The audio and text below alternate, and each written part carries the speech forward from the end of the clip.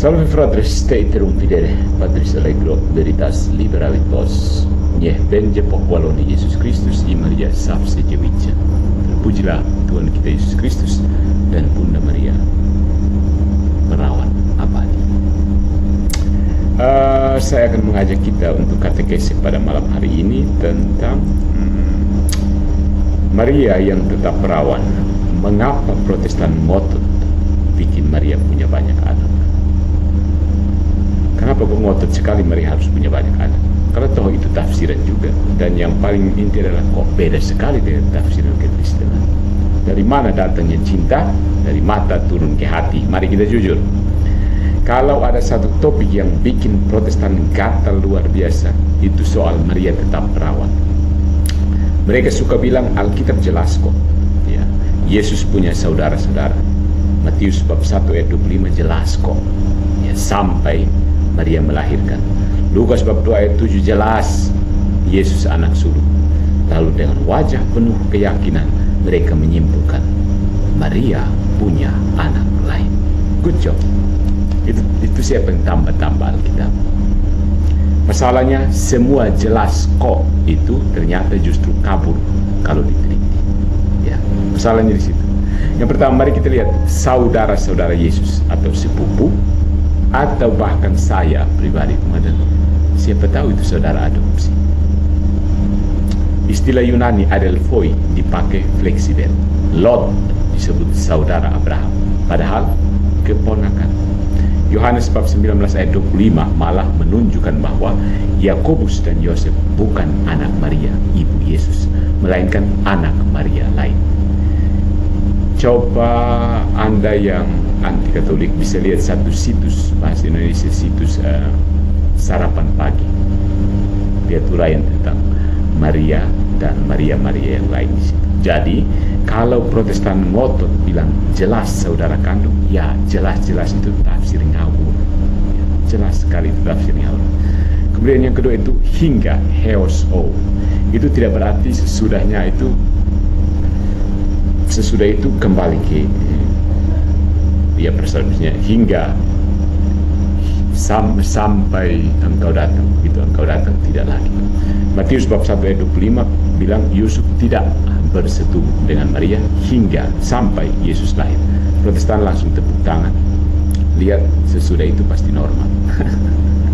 Padahal di Alkitab kata hingga atau sampai itu tidak otomatis berarti kondisi berubah. Contoh, Mikal tidak punya anak hingga hari matinya. 2 Samuel bab 6 ayat 23. Aku akan menyertai kamu sampai akhir zaman. Berarti sudah akhir zaman Yesus langsung tidak menyertai kita kan. You choose for yourself. Yang kedua, anak sulung itu tidak butuh adik. Ya. Lukas bab 2 ayat 7 menyebut Yesus anak sulung. Protestan buru-buru mengartikan bahwa berarti ada anak kedua, ketiga, dan seterusnya. Padahal dalam hukum Yahudi, anak sulung berarti anak pertama yang membuka kandungan, entah ada adik atau tidak. Gelar hukum bukan prediksi silsilah. Nah, yang penting adalah bahwa ada bukti tradisi tafsiran yang sekarang dianut Katolik. Tradisi dari Hieronymus sampai Martin Luther. Helvidius di abad keempat memang menyerang doktrin ini, tapi Santo Hieronymus langsung membalas dengan pedang argumentasi. Gereja konsisten, Maria ei Parthenos, selalu perawan. Hippolytus abad ketiga sudah mengatakan seperti itu. Bahkan Martin Luther, bapak reformasi, masih percaya. Protestan baru-baru saja meninggalkan iman ini. Jadi kalau mereka bilang Katolik yang bikin-bikin, silahkan lihat cermin. Justru mereka lah yang bikin tafsir baru. Mereka akan mengakui itu. Ya. Konsekuensi kalau Maria punya anak lain itu apa? Kalau Maria ternyata melahirkan lagi, misteri inkarnasi jadi redup. Dan memang Protestan itu tidak menghargai misteri inkarnasi. Mereka mau langsung dikebangkitan. Bagaimana mungkin tabut perjanjian baru, tempat Allah sendiri berdiam, dipakai biasa setelahnya? Menolak dogma ini berarti menolak simbol profetis inkarnasi. Rahim Maria itu kudus, dipersembahkan total bagi Allah. Kalau Protestan menolak, ya konsisten saja sekalian. Buang simbolisme, buang misteri, ganti agama jadi kalkulasi biologis. Itu suruh pendeta Rompi periksa selaput darah itu, ya, supaya membuktikan. Ya, karena tuduhan terhadap salah satu keperawanan Maria adalah apakah orang Katolik pergi memeriksa selaput darah. Ya. Inkonsistensinya Protestan adalah kamu memilih untuk percaya mujizat perawan bisa melahirkan, tapi menolak mujizat bahwa seorang perawan tetap perawan setelah melahirkan. Ya, konsisten dong. Karena tidak ada ayat yang tertulis bahwa Maria melahirkan anak A, B, C, D. Siapa yang tampil di situ? Protestan. Ya. Karena apa? Nanti kita lihat motifnya apa. Intinya, Gereja Katolik menjaga konsistensi kitab suci, tradisi, magisterium, satu suara. Protestan penuh tafsir, liar, bebas, pilih versi yang disuka.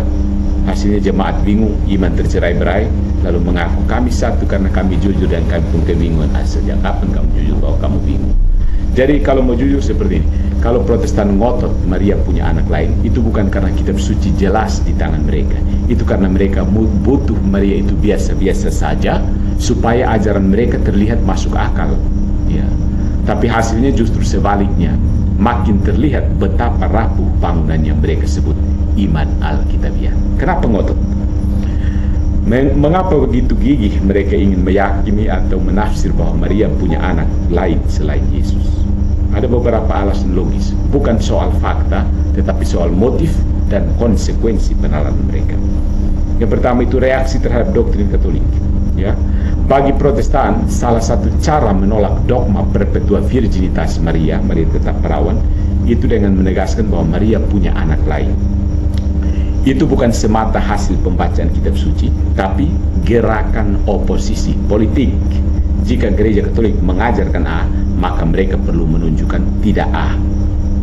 Jadi ketika Katolik mengafirmasi, Protestan harus menegasi.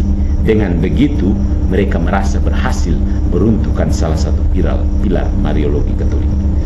Itu pertama, reaksi terhadap doktrin Katolik. Kenapa terlalu bangunan kamu hanya berdiri di atas reaksi? Yang kedua, upaya menormalkan Maria.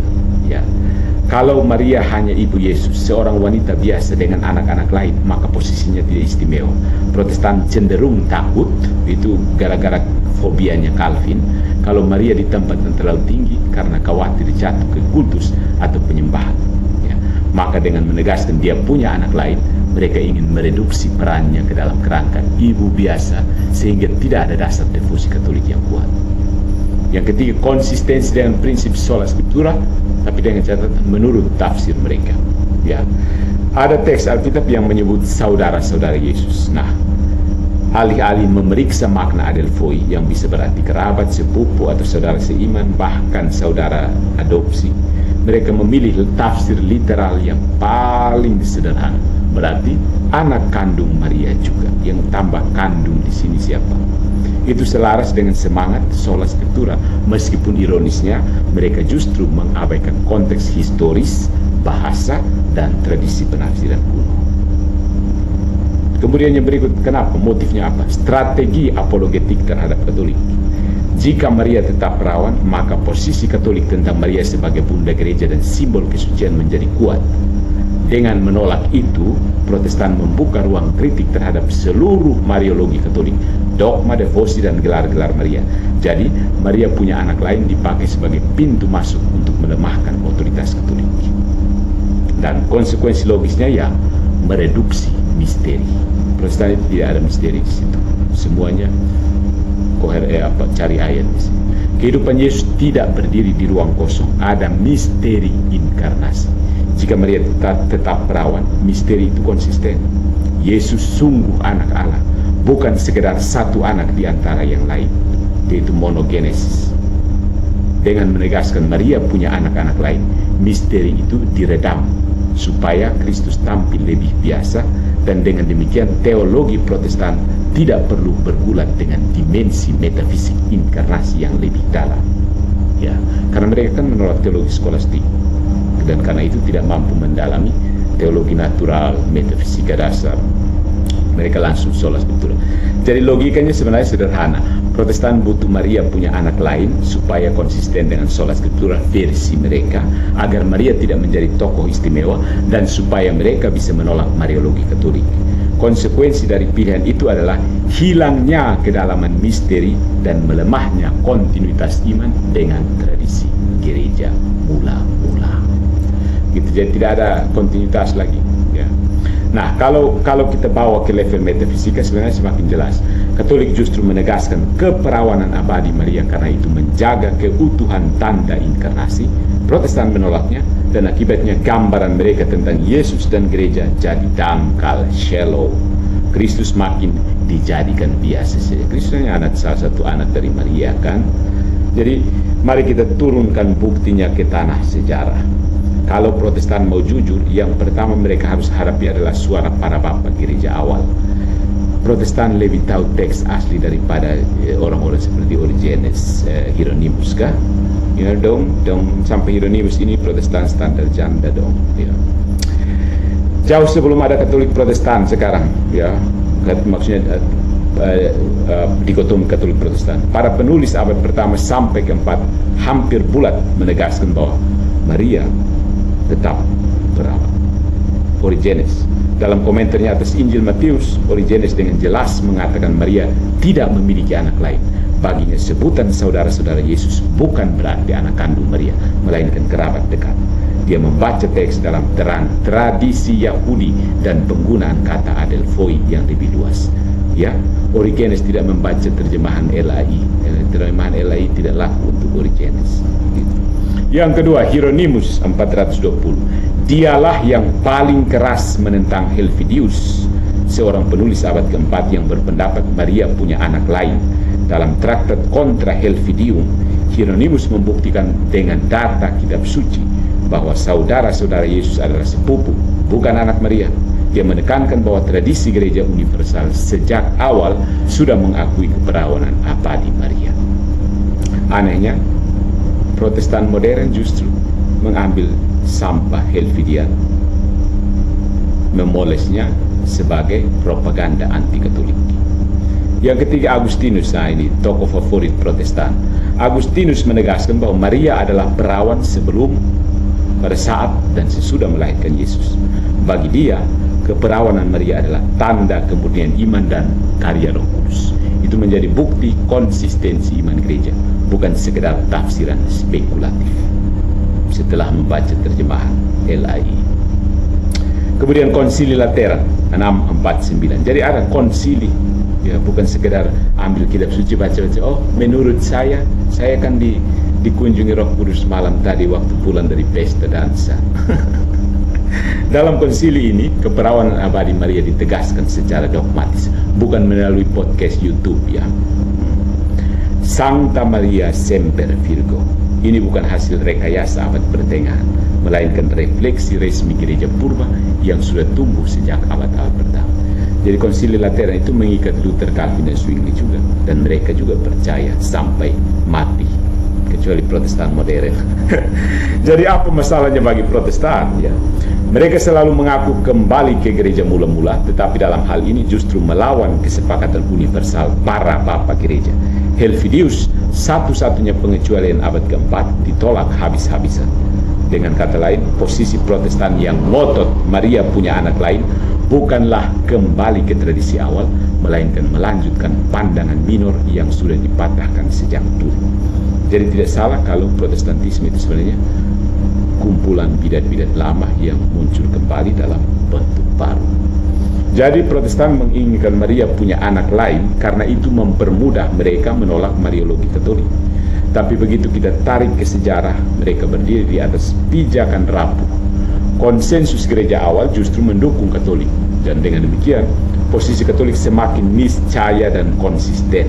Ya. Sementara posisi Protestan tampak seperti upaya melawan arus tradisi demi agenda polemis. Jadi ingat, tidak ada ayat yang mengatakan Maria melahirkan A, B, C, D. Itu tafsiran Protestan.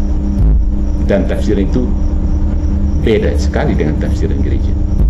Jadi mereka itu tafsir dari mana? Jadi siapa yang konsisten? Mari kita susun kerangka perbandingan sistematis supaya jelas siapa yang konsisten, siapa yang goyah. Yang pertama dari kitab suci, Matius 13:55 ayat 56. Bukankah ini anak tukang kayu? Bukankah ibunya bernama Maria dan saudara-saudaranya Yakobus, Yusuf, Simon, dan Yudas? Terus dari situ disimpulkan Maria melahirkan lagi. Aneh kan? Markus 6 ayat 3 menyebut Yesus dengan saudara-saudaranya. Kemudian Yohanes 19 ayat 25 menyebut Maria ibu Yesus berdiri dekat salib bersama Maria istri Klopas. Kisah Para Rasul 1:14, saudara-saudara Yesus hadir bersama para murid. Pertanyaan kunci, apakah adelphoi, bahasa Yunaninya, saudara kandung atau istilah luas untuk kerabat? Ya. Saya juga kalau bahasa modern juga, kalau kami di Kupang, kalau saya jalan-jalan orang panggil saya om, itu bukan berarti dia panggil saya om bukan berarti dia punya mama itu. Dia kalau panggil saya om, itu bukan berarti saya suami dari tantenya, ya kan? Atau bapak. Ya, tidak kan? Tidak harus om biologis. Om itu Kupang, itu orang konteks Kupang saja. Om tidak berarti selalu harus om biologis. Tapi Protestan ada yang begini keson. Nah, tafsir Protestan itu membaca adelphoi minimal dari khotbah terakhir yang ditayangkan oleh pendeta MBM. Tafsir Protestan itu membaca adelphoi secara literal, sama dengan anak kandung Maria selain Yesus. Menafsir tidak bersetubuh sampai melahirkan, Matius 1:25 sebagai indikasi Yusuf bersetubuh kemudian. Mereka yang tambah itu kan. Pintik sampai tidak bersetubuh sampai melahirkan. Protestan tambah di situ Yusuf kemudian bersetubuh dengan Maria. Protestan otak nih. Menggunakan ini untuk melemahkan dogma Katolik tentang perpetual virginitas of Mary. Perpetua virginitas Maria. Jadi ketahuan kan siapa yang tambah di situ, putar beliau di situ. Ya. Menafsir Matius 1:25 itu ditambahkan bahwa sesudah itu Yesus dan Maria seperti biasa. Ada bantahan dari Bapak Gereja. Origenes saudara sama dengan kerabat, bukan anak kandung Maria. Yang menarik itu adalah ada satu apologetik modern yang mengatakan ada kemungkinan itu juga anak-anak adopsi dari Maria dan Yusuf. Hal yang lumrah sekali pada saat itu. Kesehatan belum berkembang dan kesehatan belum berkembang dan orang tua mungkin banyak mati, dan Yusuf tukang kayu loh, ekonominya sedikit di atas rata-rata. Ya.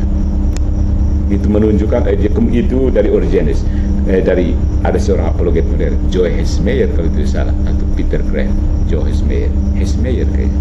Tapi menurut saya Hesmeyer itu lebih ke dia menunjukkan tradisi Yahudi bahwa ada yang namanya perkawinan perawan. Ya. Nah, Hieronymus dalam Contra Helvidium menunjukkan bahwa Yakobus dan Yudas disebut anak Maria lain, istri Klopas, bukan anak Maria ibu Yesus. Kemudian Agustinus, Maria adalah perawan sebelum, sesudah, pada saat dan sesudah melahirkan. Antepartum, antepartum, inpartum dan postpartum. Kemudian Konsili Lateran 649. Dia bukan cuma tafsir lewat podcast YouTube ya. Konsili Lateran 649 mendefinisikan Maria semper virgo, selalu perawan. Konsensusnya gereja mula-mula menolak tafsir literal Protestan sekarang ini. Dan sama. Jadi kalau Protestan mengaku sola scriptura, mengapa mereka abaikan konteks bahasa Yunani dan tafsir tradisi kuno, tradisi tafsir kuno?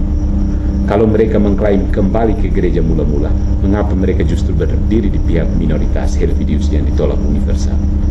Kenapa tidak sekalian Arius? Kenapa tidak sekalian Gnostik? Suka-suka kan Protestan? Posisi Katolik konsisten secara historis, tafsir Bapak Gereja dan teologis, menjaga misteri inkarnasi. Ini penting. Yang bisa jaga misteri inkarnasi hanya orang Katolik. Protestan suka-suka saja. Ya. Kesimpulannya, Protestan interpretasi dangkal berbasis polemik menghasilkan reduksi misteri Kristus. Katolik sejalan dengan tradisi awal menjaga konsistensi iman, menegaskan Maria sebagai perawan abadi. Secara metafisik, keperawanan abadi Maria memperlihatkan keunikan inkarnasi. Yesus satu-satunya putra, anak Allah, satu-satunya anak. Anak yang satu-satunya anak, ya literally satu-satunya anak. Tidak ada putar balik sana sini. Nah, ada titik-titik lemah dari argumen ini yang dijadikan polemik, ya, peluang untuk berpolemik. Ada titik-titik lemah dari argumentasi yang ada, yaitu bagian yang sering dijadikan sasaran serangan balik oleh Protestan. Meskipun argumen Katolik tetap lebih konsisten secara logis dan tradisional, karena toh keduanya adalah penafsiran. Ya, Jadi lebih logis dan konsisten itu Katolik. Protestan itu rapuh, tidak konsisten dan loncat sana sini. Yang pertama, istilah saudara Adelphoi. Kelemahan yang dituduhkan itu bahwa Protestan sering menuduh penafsiran Katolik terlalu melonggarkan arti kata. Mereka bilang kalau Alkitab memang maksudnya sepupu atau kerabat, kenapa tidak pakai istilah Yunani yang lebih tepat, ya kan? Ya, pertanyaan yang bagus juga. Anepsios, ya, istilah Yunani sepupu. Jawaban baliknya seperti ini.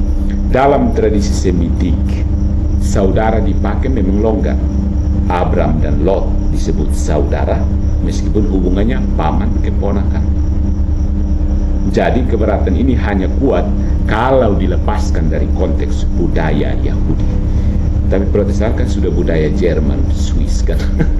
Jadi harap maklum. Kemudian yang kedua, kata hingga, heos ho, di Matius bab 1 ayat 25. Kelemahan itu Protestan berkata bahwa penggunaan hingga itu wajar ditafsir bahwa setelah Yesus lahir, relasi perkawinan normal dilanjutkan. Jadi dong tahan-tahan begitu. Jadi contoh-contoh Alkitabiah menunjukkan bahwa kata hingga tidak selalu berarti ada perubahan keadaan. Misalnya Mikal tidak punya anak hingga hari matinya. Atau kata Yesus, aku menyertai kamu sampai pada akhir zaman. Maksudnya sesudah akhir zaman kita tidak di apa Yesus kan. Jadi maksudnya tidak niscaya, tafsirnya tidak niscaya harus terjadi perubahan keadaan. Tapi Protestan memilih itu. Alasannya apa? Yang tadi itu alasan polemik. Jadi tafsiran Protestan tidak niscaya, malah keliru. Ya. Kemudian Mazmur 69 ayat 8 sebagai nubuat mesianis. Protestan berargumen bahwa kalau Mazmur 69 memang mesianis, kenapa ayat tentang saudara tidak ikut dianggap nubuat literal? Mazmur mesianis bersifat tipologis, tidak semua detail berlaku pada Mesias. Mengambil satu ayat lalu memaksakan makna literal itu adalah pendekatan yang tidak konsisten dan hermeneutika biblis. Trik Protestan biasa seperti ini ya. Ambil satu ayat, paksa untuk sesuatu yang tidak dimaksudkan oleh Alkitab itu sendiri. Lalu soal Yesus menyerahkan Maria kepada Yohanes, itu Protestan bisa berkata, itu tidak otomatis bukti Yesus tidak punya saudara. Mungkin, ya ini kan mereka sudah berasumsi kan. Mungkin saja saudaranya belum percaya atau tidak hadir. Tidak, ya. Minimal ini yang saya dapatkan dari quotequestion.org ya. Quotequest kan ya, quotequest. Situs Protestan itu. Ya. Tidak otomatis, menurut mereka itu tidak otomatis bukti Yesus punya saudara. Mungkin karena saudaranya belum percaya, dia ini konspirasi macam apa ini. Dalam budaya Yahudi, kewajiban anak laki-laki untuk merawat ibu tidak tergantung pada iman pribadi. Menyerahkan Maria kepada Yohanes, orang luar keluarga, itu adalah bukti kuat bahwa Yesus memang tidak punya saudara kandung, bro dong. Nah, yang paling menjadi pusat polemik itu ada pada pertanyaan Maria kepada malaikat. Lukas bab 1 ayat 34. Protestan sengaja lugu soal ini ya. Protestan menuduh Katolik membaca terlalu jauh ke dalam teks. Menurut mereka, Maria hanya bingung karena belum resmi bersuami. Sengaja lugu ya. Maria sudah bertunangan yang dalam hukum Yahudi sudah sah sebagai perkawinan, pernikahan. Pertanyaan Maria, bagaimana hal ini akan terjadi? Bagaimana hal ini mungkin terjadi? Itu hanya masuk akal kalau dia memang berniat tetap perawat. Kamu pikir Maria begitu lugu seperti Protestan yang lugu? Kita nanti perkawinan itu bagaimana saya bisa ada anak ya? Ya, kemudian ya itu menjadi titik bertemunya. Kemudian argumentasi tradisi awal dan reformator Protestan. Protestan modern sering meremehkan konsensus tradisi dan kutipan Luther, Calvin, Wesley, tambah satu lagi Thomas Cranmer, dengan alasan bahwa sola scriptura bukan tradisi atau reformator. Bagus. Tapi secara historis, Protestan awal justru tidak menolak keperawanan abadi Maria. Mereka yang menggagas sola scriptura tidak menolak keperawanan Maria. Jadi posisi Protestan modern adalah penyimpangan dari Kristen universal, bukan kembali ke Alkitab. Stop tipu-tipu. Kau stop itu dan tipu-tipu. Yang ketujuh, ini masalah juga karena Protestan paling anti dengan selibat keperawanan, itu terlalu Katolik katanya. Kaul keperawanan dalam Bilangan ayat bab 30. Protestan bisa menganggap ini spekulatif.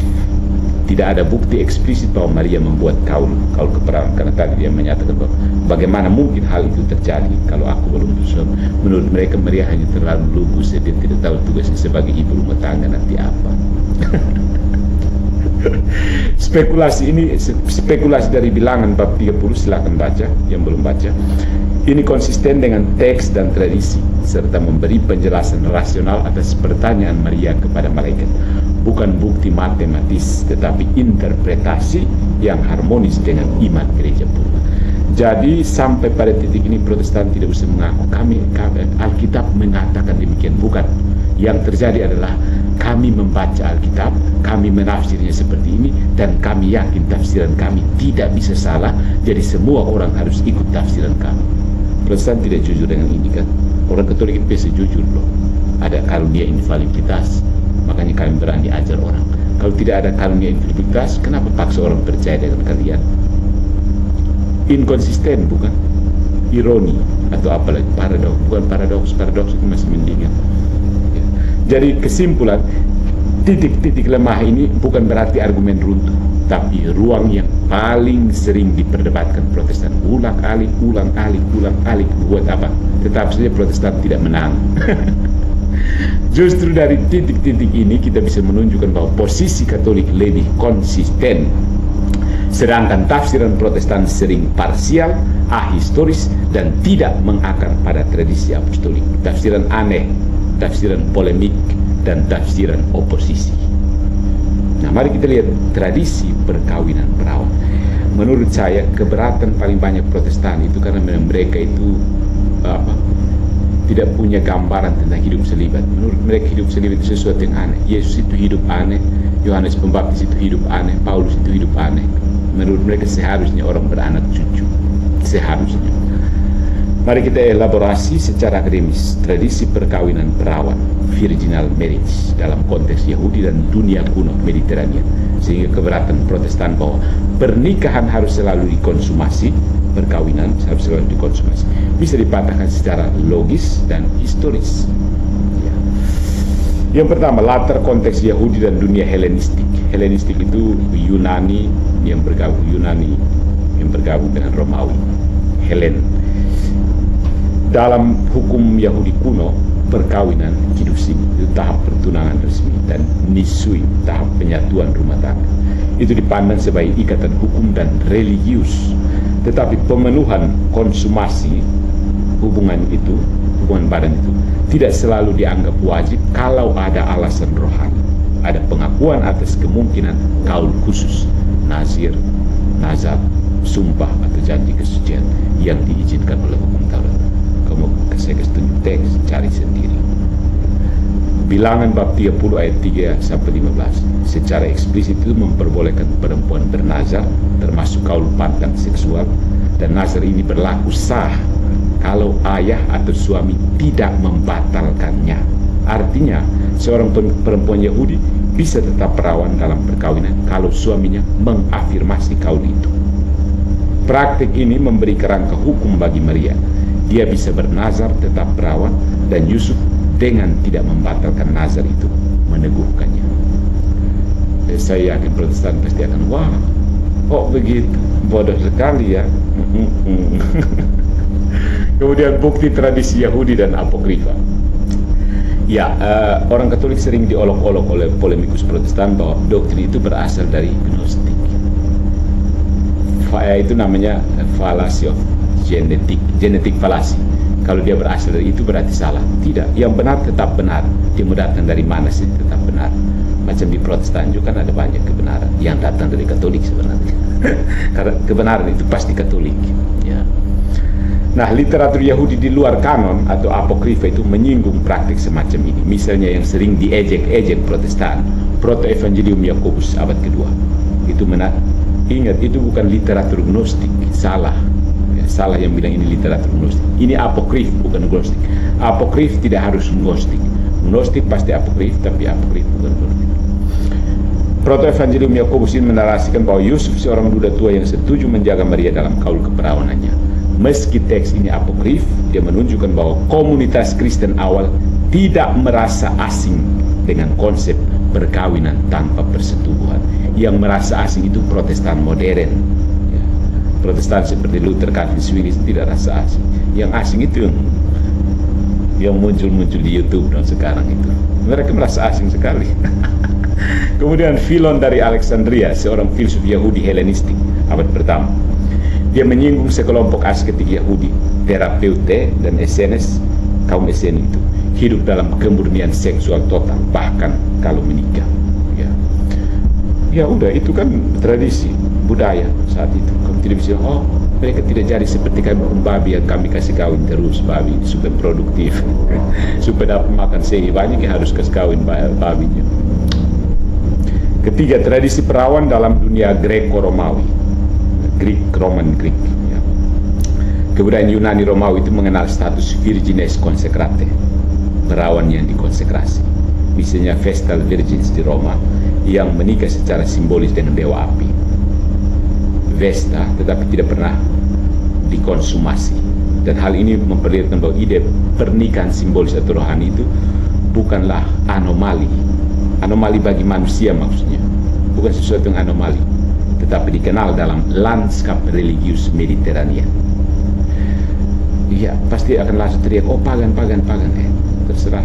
Bahasa Yunani itu juga bahasanya orang pagan, tapi Protestan baca dan bahkan analisis sendiri.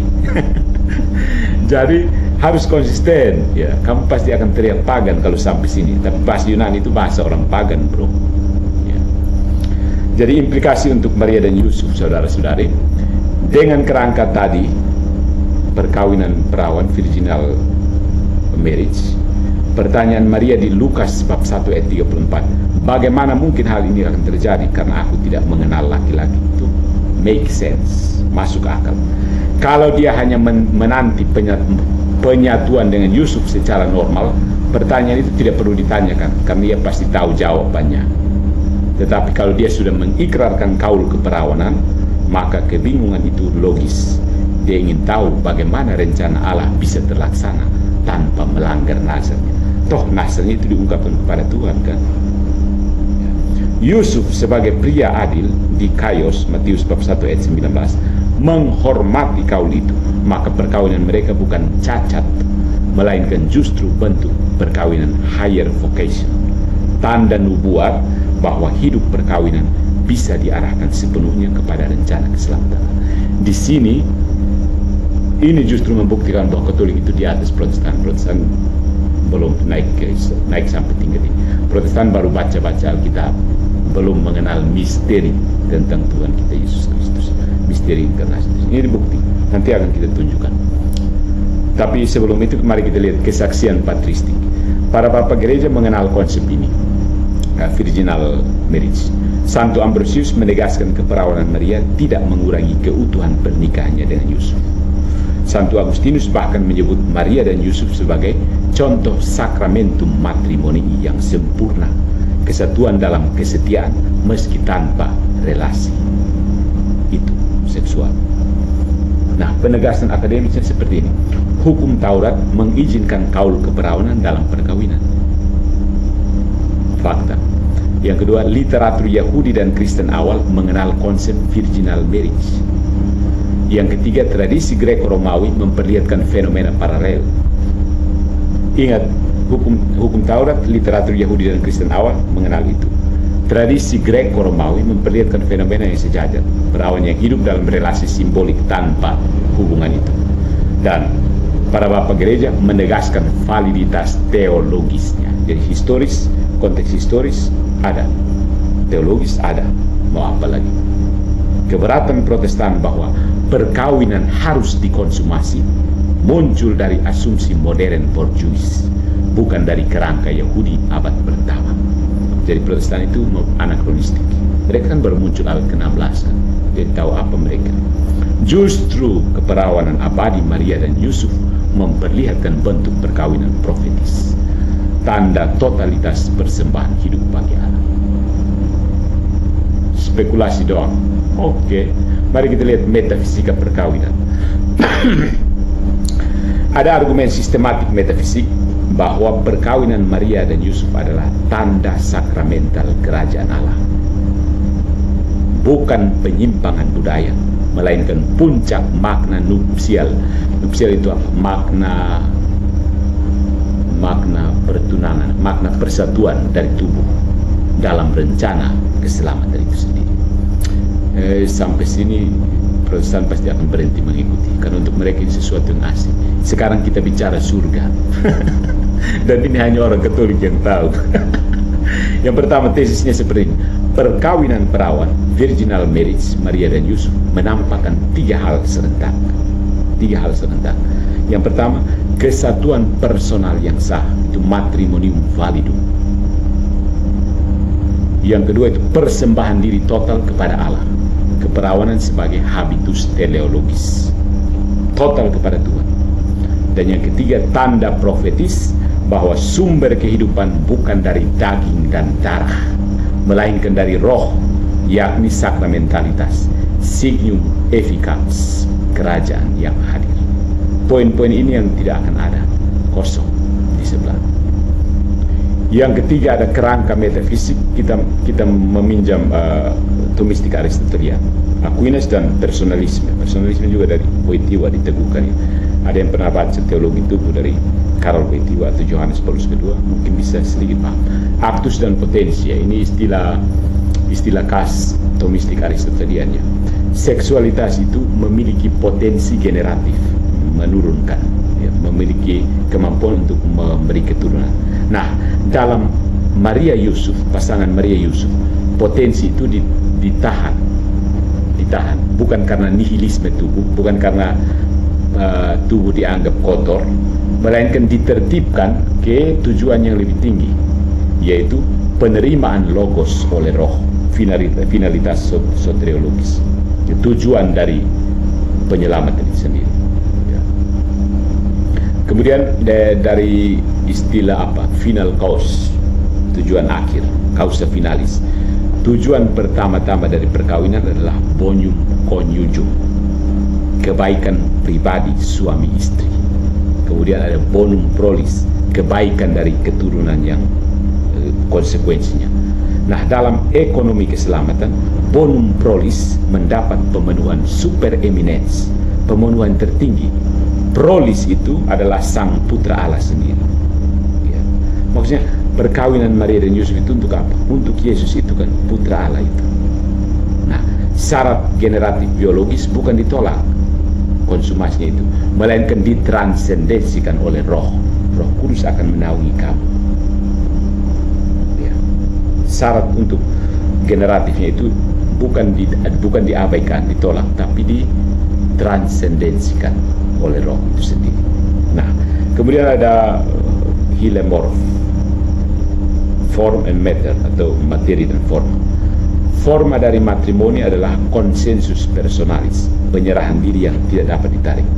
Konsensus personalis, konsensus pribadi, kesepakatan, persetujuan pribadi. Sementara materinya adalah konsumatio, itu hubungan itu secara normal menyempurnakan tanda, tetapi bukan syarat sah. Dalam kasus Maria dan Yusuf, forma ini mencapai puncaknya, total self-gift kepada Allah dan satu sama lain dalam misi mesianik. Mereka kedua akan tahu bahwa perkawinan mereka itu untuk menjaga itu putra Allah. Mereka kedua lebih tahu sebelum seluruh dunia tahu bahwa Yesus itu Tuhan. Dua-dua yang tahu duluan. Ya. Kemudian kita mendapat sumbangan pemikiran dari personalisme Wojtyła. Tubuh memiliki makna nupsial, maksudnya untuk diberikan kepada pasangan. Tubuh kita ini kan dikonstruksi untuk diberikan kepada pasangan kita, self-gift. Dan keperawanan itu bukan anti nupsial, bukan kamu sebenarnya hidup untuk saya, tapi kok kamu hidup untuk diri kamu sendiri begitu. Tapi dia modus lebih murni dari self-gift. Dia lebih murni, dia tidak mengharapkan kembali.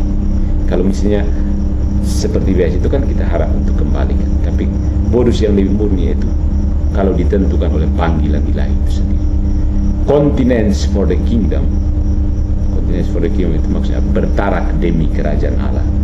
Itu tidak meniadakan eros, cinta yang dengan hasrat itu, tapi menginteriorisasi, membatinkannya dan mengarahkan eros itu ke agape. Aduh, saya jadi pusing. Ya, bahasnya terlalu teknisnya, tapi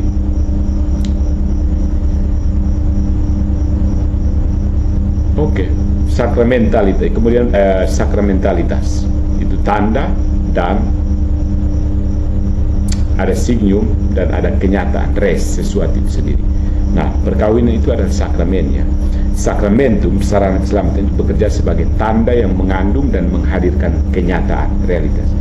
Perkawinan perawan itu signumnya adalah kesatuan Maria Yusuf yang tidak direduksi menjadi fungsi biologis. Itu menunjukkan kepada kesuburan roh. Rohnya subur, bukan saja tubuhnya. Dan res, hadirnya Kristus, primogenitus, putra tunggal, yang bukan hasil rencana manusia, tetapi karya Roh Kudus. Nah, tanda itu menunjuk dan realitasnya benar-benar hadir. Emmanuel, dia tinggal bersama kita. Jadi tandanya itu kesatuan Maria dan Yusuf, tapi tidak direduksi menjadi persatuan biologis semata. Ya, tapi seperti tadi diarahkan kepada, ditransendensikan kepada tujuan yang lebih tinggi. Dan tanda itu benar-benar menghadirkan Kristus itu sendiri sebagai Emmanuel. Emmanuel itu Allah beserta kita. Kemudian ada tipologi perjanjian. Israel sebagai mempelai Yahweh. Ya. Jadi perkawinan Yahweh dengan Israel. Israel itu mempelai Yahweh. Kesetiaan Israel ditandai kesucian kultis. Selalu menyembah kepada satu Allah itu. Maria sebagai putri Sion mewujudkan Israel yang setia total. Yusuf sebagai yang adil di Kaios menjaga kesetiaan itu. Nah, gereja sebagai perawan dan ibu, ini tipologinya. Maria adalah tipe gereja, perawan karena setia utuh kepada Kristus, dan ibu karena melahirkan putra-putri melalui iman dan sakramen. Virginitas Maria mencitrakan virginitas Eklesia. Keperawanan Maria itu menggambarkan, menjadi ikon dari keperawanan gereja. Nah, kemudian ontologi keperawanan itu sebenarnya bukan negasi, melainkan intensifikasi telos, penegasan dari tujuan. Maksudnya badan kita ini untuk apa sih, begitu? Tubuh kita ini apa? Tujuan kita ini sebenarnya apa? Jadi biasanya seperti ini, yang kalau semakin memahami nilai harga perkawinan, akan semakin niscaya kesaksian tentang keperawanan. Ya. Jadi keperawanan Kristiani bukan fobia tubuh, melainkan habitus aktif, kebiasaan aktif untuk menempatkan daya generatif pada pada tataran roh. Ya. Dan secara metafisik ini penguasaan final kausa atas kekangan material, determinasi material, bukan kurang tetapi lebih, arah yang lebih tinggi dan bersatu dengan yang lebih tinggi. Ingat kitab Wahyu kan, perkawinan anak domba. Maksudnya orang yang hidup perawan mengarahkan pandangannya ke sana dan bersaksi kepada yang lain. Jadi tidak semua harus perawan juga, begitu. Nah, kemudian konsumasi dari biologis ke eskatologis. Secara normal, konsumasi itu menandai penyegelan tanda, segel dari milik. Dalam Maria dan Yusuf, konsumasi bergeser. Materai tertinggi adalah inkarnasi. Jadi, segel tertinggi itu inkarnasi sendiri. Allah memasuki sejarah melalui fiat Maria dan ketaatan Yusuf. Di sini ekonomi sakramental mengambil alih peran penyegelan itu. Jadi bahasa kasarnya begini, bukan lagi sperma yang menyegel, melainkan roh. Roh Kudus akan menaungi kamu. Ini puncak, bukan kekurangan.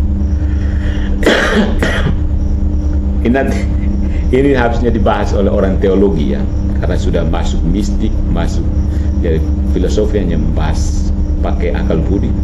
Dari segi wahyu ada urusan. Jadi biasanya Karol Wojtyla, pemikiran Karol Wojtyla tentang tubuh ini lebih ke personalisme.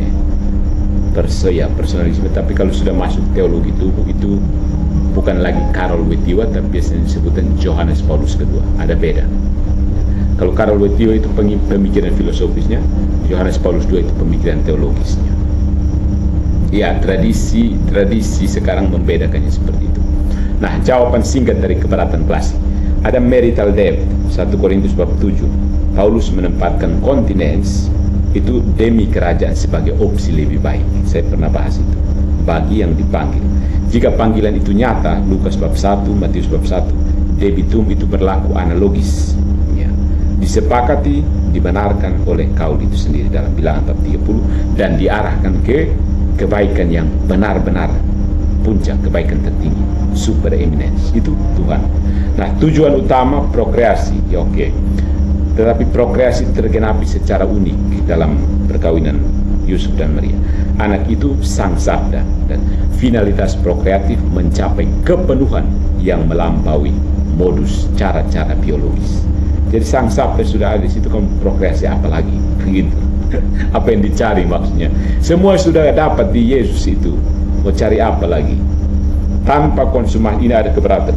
Tanpa konsumasi pernikahan itu tidak nyata. Nah, ini yang paling banyak dipolemiskan oleh orang-orang yang tidak percaya. Bukan tidak percaya, polemiknya. Secara teologi sakramen, konsensus yang membuat sah. Konsumasi menyempurnakan secara hukum kanoni, bukan syarat sah mutlak. Dalam kasus unik ekonomi keselamatan, konsensus plus kaul plus misi ilahi menghadirkan kepenuhan tanda itu sendiri. Plenitude of sin. Kemudian dari mana ayatnya?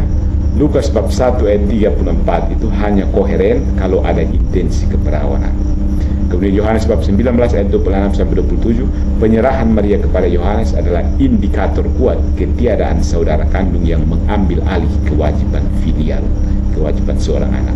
Bilangan 30, kaul perempuan valid kalau ayah atau suami tidak membatalkan. Nah, ini memberi kerangka yuridis bagi virginal marriage. Kemudian ada alasan lain, soteriologi dan liturgi. Dalam soteriologi penebusan, virginitas itu menegaskan keutamaan rahmat. Keselamatan tidak dihasilkan oleh manusia, melainkan diterima. Maria dan Yusuf adalah ikon penerimaan, bukan produksi. Konsumsi bukan produksi, penerimaan bukan produksi. Jadi rahmat dari aspek soteriologis, mereka menerima rahmat. Mereka tidak memproduksi itu menjadi anak. Liturgi, dari segi liturgi, gereja sudah merayakan Maria ei Parthenos, perawan senantiasa. Dan ini menempatkan peristiwa ini dalam ordo kultus. Ordo kultus itu maksudnya tata ibadah.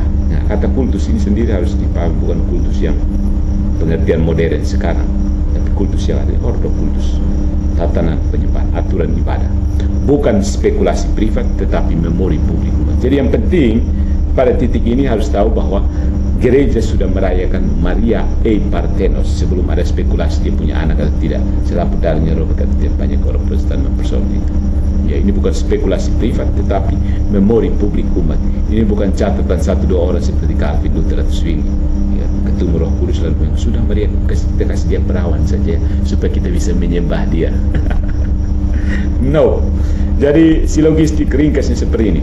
Apa yang membuat perkawinan sah adalah konsensus personalis, kesepakatan pribadi terarah pada kebaikan pasangan dan prolis. Prolis itu maksudnya keturunannya, kebaikan dari kedua pasangan dan kebaikan keturunannya. Nah, dalam ekonomi keselamatan, prolis itu adalah Kristus sendiri, keturunan itu adalah Kristus sendiri, dikaruniakan roh dan bukan diusahakan oleh manusia. Maka konsensus Maria Yusuf untuk hidup perawan demi misi ilahi bukan meniadakan, melainkan menggenapi finalitas perkawinan pada tingkat yang lebih tinggi, yaitu sakramental dan profetis. Naik menjulang tinggi. Di sini Katolik tinggi sekali. Bahkan saya juga tidak mengerti. Jadi kesimpulannya, perkawinan perawan adalah tanda sakramental dan tanda sakramental kerajaan yang menyatakan bahwa hidup berasal dari roh, dan tubuh menemukan tujuan tertinggi dalam penyerahan diri kepada logos. Ya, jadi ini bukan romantisme devosional, no. Ini logika metafisik yang rapi. Ada final cause yang lebih besar dari material determinisme. Forma mengawinkan, roh memeteraikan, dan Kristus adalah buahnya. Keberatan Keberatan dari Protestan biasanya. Harus ada konsumasi berusaha, itu lahir dari pola pikir modern, horizon modern yang sebenarnya dangkal terhadap tujuan perkawinan. Perkawinan tidak ubahnya peternakan kandang babi dibangun untuk kepentingan si babi. Tradisi gereja bersama akal sehat metafisik membaca Maria Yusuf bukan sebagai anomali, melainkan ikon perkawinan yang paling subur karena melahirkan sumber segala kesuburan. Itu yang tidak bisa dicapai oleh kita yang sola scriptura, no? Di sini posisi bahwa gereja, tapi bukan karena ini maka kemudian sudah kalau begitu Maria harus berawan. No, ini refleksi lebih lanjut. Fakta ada, baru direfleksikan teologis. Bukan refleksi dulu, baru cari fakta supaya mendukung. No. Jadi kenapa gereja Katolik, orang Katolik mati-matian mempertahankan perawanan Maria? Karena memang kebenaran. Memang dia benar begitu. Masalah di situ. Kalau benar ya benar. Jadi bisa kita, tidak, karena kita tidak tahu, maka kita bilang salah. Argumen to excellence itu paling banyak digunakan oleh Protestan. Ya. Karena tidak diberitahu, maka berarti salah. Kesimpulan itu tidak logis, bukan? Teks tidak memberitahu saya, jadi itu salah. Oke. What do you think? Silahkan komen. Sebenarnya penjelasan lebih tepat dijelaskan oleh para pengajar dari pastoral keluarga ya. Saya lebih banyak ke kewas-kewas bukan ajar supaya ada teologi sakramental ya. Teologi sakramental mungkin lebih tepat karena di situ harus ada tanda, materi, forma, signum, res, soteriologi seperti yang lebih bagus kalau ditanyakan kepada ahli sakramentologi. Makanya yang sempat mendengar ini dan bingung silahkan cari pastor yang ahli di bidang soteriologi, sakramentologi, and maybe teologi ekaristi. Oke, kita jumpa lagi di lain waktu. Jadi singkatnya kita menjawab pertanyaan yang ini. Maria tetap perawan. Mengapa Protestan ngotot bikin Maria punya banyak anak? That's it. Keberatan yang paling sering dijadikan polemik adalah masa orang kawin tapi tidak kawin, ya kan? Seperti itu. Oke. Ingat bahwa gereja iman Kristen itu berdiri di atas paradoks. Protestan sengaja pura-pura lupa kalau sudah soal Yosef dan Maria. Kalau sudah soal Maria, mereka pura-pura lupa akan inti dari kekristenan. Paradoks loh. Sekarang yang kita bicarakan seperti salib itu sebenarnya paradoks terbesar dari kekristenan. Paradoks. Nah, dari salib yang paradoks, kita lihat bahwa yang lain-lain itu pun ada paradoksnya di situ, termasuk keperawanan Maria. Paradoks. Jadi kalau Katolik konsisten, Protestan suka-suka, begitu. Itu yang mesti tegaskan dalam katekesi malam ini. Terima kasih atas perhatiannya. Benje pohwaloni Yesus Kristus i Maria Savse Jewica. Terpujilah Tuhan kita Yesus Kristus dan Maria perawan abadi.